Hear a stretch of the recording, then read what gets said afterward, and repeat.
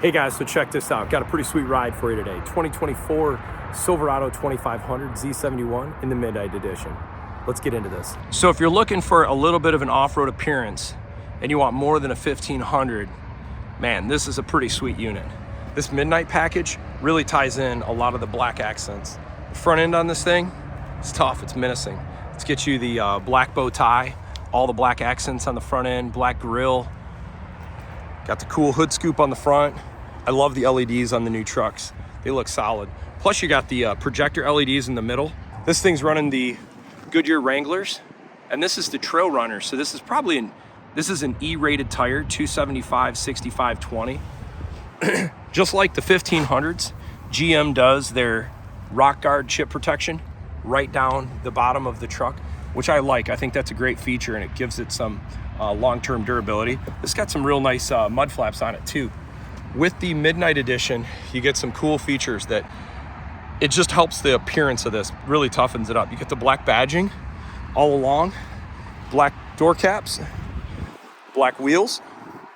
Go to the rear, black Silverado, LTZ. Looks really tough. Now here's what you buy a 2500 for. Right there, 3,104 pounds. Keep in mind, guys, this is a 2500, not a 3500. That's impressive. If this was 5 years ago, a truck like this would be, that'd be 2,000 pounds of payload. This is where GM and some others have upped their payload on the 2500s, and I think it's phenomenal because a lot of people buy these trucks for fifth wheel towing, and now you're not over capacity in many cases.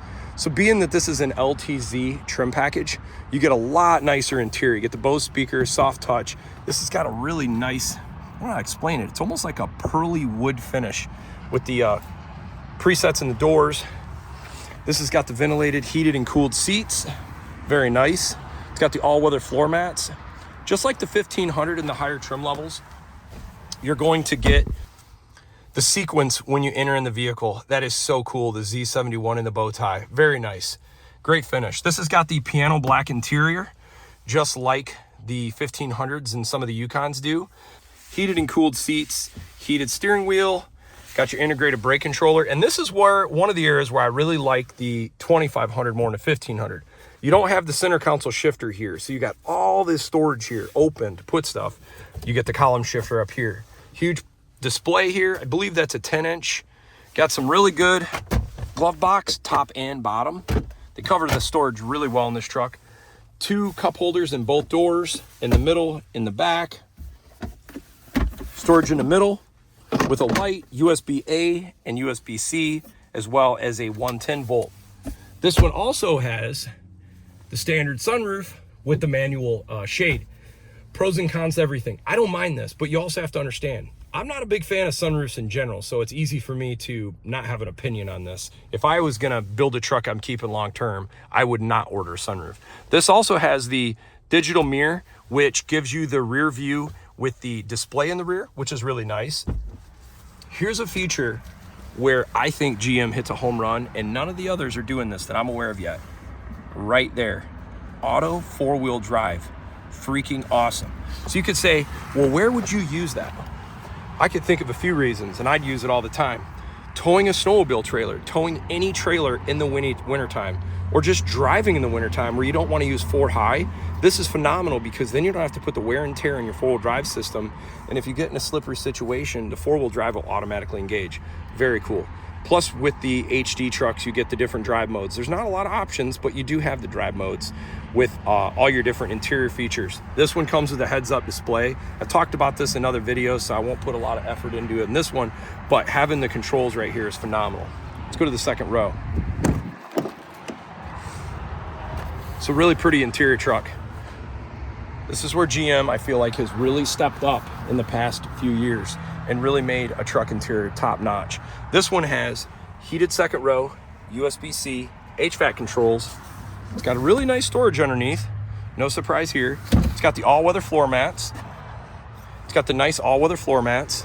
It's also got this storage. The storage is awesome in these trucks. I love this, both in the driver and passenger side. Sliding rear window.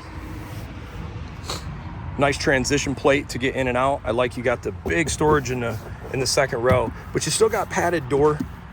You still have padded doors for your passengers for comfort going down the road. That's nice. So GM was kind of the inventor of this, and I'm curious if they patented this or licensed this to some of the other manufacturer, but this step in the side is phenomenal, absolutely phenomenal. It's very useful. And if you're these trucks, I mean, you look, I'm 6 foot tall, and this is literally up past my chest to get in here. So to get in with this step makes it a whole lot easier to get down here. Other little things I like that GM does. See these little holes, little drain holes. So if you get snow in here, ice in here, rain in here, it drains out. I like that. This truck also has the fifth wheel prep, you can see. This truck also has the felt liners with the Rancho suspension. I just talked in another video about the wax coated frame technology that GM uses. It's got a pretty beefy spring pack, some sick looking wheels. You also get your step in your rear corner of your truck. I really like that a lot. This one does not have the multi-function tailgate, but that's okay. I personally would prefer without it. Nice spray and bed liner. Got your 4-pin and 7-pin when you hook up your fifth wheel or gooseneck prep. Still got the LED lights. This is another area I feel like GM hits a home run. Look at all these tie-down points. You've got 12 different points inside of this truck. Plus you got your 400 watt, 110 volt in the back. Two other areas where I feel like GM does a great job, especially versus a Ram. The depth of this bed is very tall. You got a lot of volume capacity.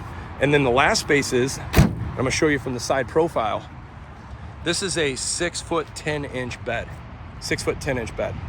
Whereas the Ram 2500 is a 6 foot 6 inch bed. So this gives you 4 more inches of bed length. Might not be a big deal, but to some, it's very valuable. Another thing that's interesting, halogen rear backup lights, but it looks like, and it's hard to tell, but these look like LED for the reverse and brake lights. So everybody's got a little bit different strategy of LED lights in the rear, and I've got mixed feelings on it. Sometimes I like the idea, sometimes I don't. In all honesty, to be fair, I think the logical answer is halogen in the rear. If you think about it, it makes sense in the wintertime. If you get snow on the rear, if you're towing, they just always work. The bulbs are cheap. You can go to any AutoZone and fix it. You can't, when a bulb goes out on an LED light, you're replacing the entire assembly. Not to mention, if you're using a truck as a truck, there's a high chance you're gonna break one of these lights. If you break an LED rear light, super expensive, whereas a traditional halogen rear tail light would be considerably less expensive. Going into the hitch, they run the 2.5 inch hitch. No surprise there. GM includes 2 different aux camera plugins from the factory, which is super cool. And then you've obviously got your 7-pin, and then for your spare, get a full-size spare underneath, steel wheel, nice undercoating on that rear axle, and you can see those Rancho shocks. Hey guys, I hope you find this video helpful. If you do, feel free to leave a comment down below. Even if you don't like it, let me know. I'm just trying to figure out how to make this better for you guys.